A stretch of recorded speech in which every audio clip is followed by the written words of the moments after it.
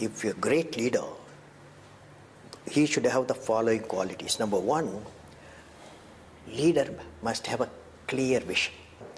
Leader must know how to manage success or failure. The success he is giving to his team, whereas the failure the leader absorbs.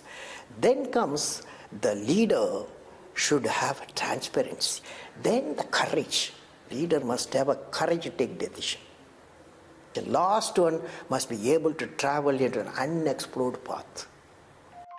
Doctor APJ Abdul Kalam का जन्म 15 अक्टूबर 1931 को रामेश्वरम, तमिलनाडु में एक simple Muslim family में हुआ था। Financially family strong नहीं थी, इसलिए कलाम बचपन में अखबार बेचने का काम भी करते थे, लेकिन उनका इंटरेस्ट हमेशा पढ़ाई और साइंस में था।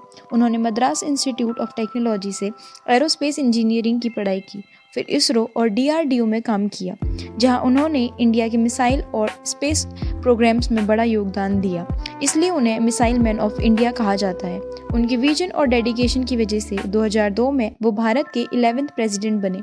उनका पूरा जीवन यूथ और एजुकेशन को इंस्पायर करने में बीत गया और इसी वजह से आज भी वो लोगों के दिल में एक महान इंस्पिरेशनल लीडर और एक सेल्फलेस पर्सनैलिटी के रूप में जिंदा है।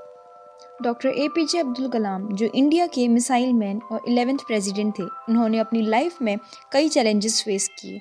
1979 में जब इसरो के सैटेलाइट लॉन्च व्हीकल 3 SLV-3 के प्रोजेक्ट के डायरेक्टर थे, उनका मिशन था रोहिणी सैटेलाइट को ऑर्बिट में भेजना, लेकिन लॉन्च के टाइम कुछ टेक्निकल इश्यूज़ की वजह से रॉकेट फेल हो गया और बंगाल की खाड़ी में गिर गया। इस फेलियर के बाद डॉक्टर एपीजे अब्दुल कलाम बहुत डिसअपॉइंटेड थे, लेकिन उनके बॉस प्रोफेसर सतीश धवन ने, जो उस वक्त इसरो के चेयरमैन थे, उन्होंने मीडिया के सामने पूरी रिस्पॉन्सिबिलिटी ली और कहा कि हम फेल हुए हैं, लेकिन मुझे अपनी टीम पर पूरा भरोसा है कि अगले साल हम ज़रूर सफल होंगे। उन्होंने टीम को एक और मौका दिया।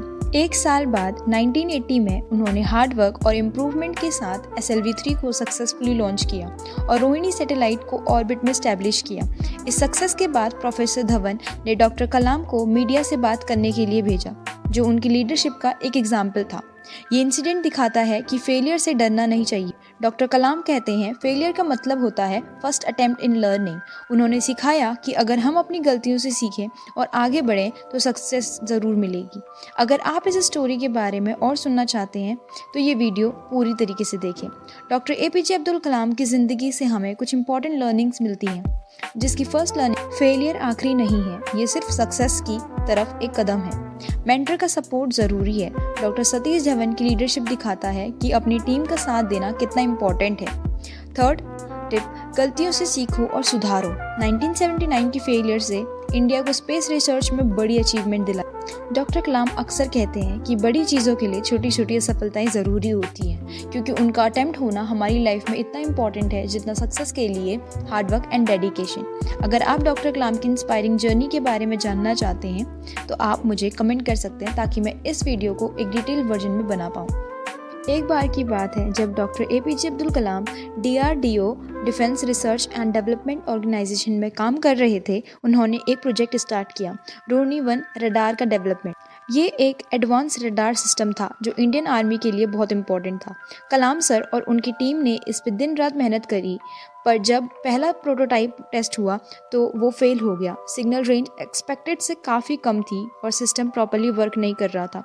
पूरी टीम डीमोटिवेटेड हो गई, लेकिन कलाम सर ने हर एक फेलियर पॉइंट को एनालाइज किया और अपनी टीम से बोला, ये एक सेटबैक नहीं, एक सेटअप है नेक्स्ट सक्सेस के लिए। फिर उन्होंने नए आइडियाज़ इम्प्लीमेंट किए, नए कंपोनेंट टेस्ट किए और एक साल के अंदर ही रोहिणी 1 को सक्सेसफुली डेवलप कर दिया। ये रडार सिस्टम इंडिया डिफेंस के लिए एक गेम चेंजर बना। इस फेलियर से कलाम सर ने ये सीख दी कि हर फेलियर एक लेसन होता है, बस उससे सही तरीके से सीखना ज़रूरी है।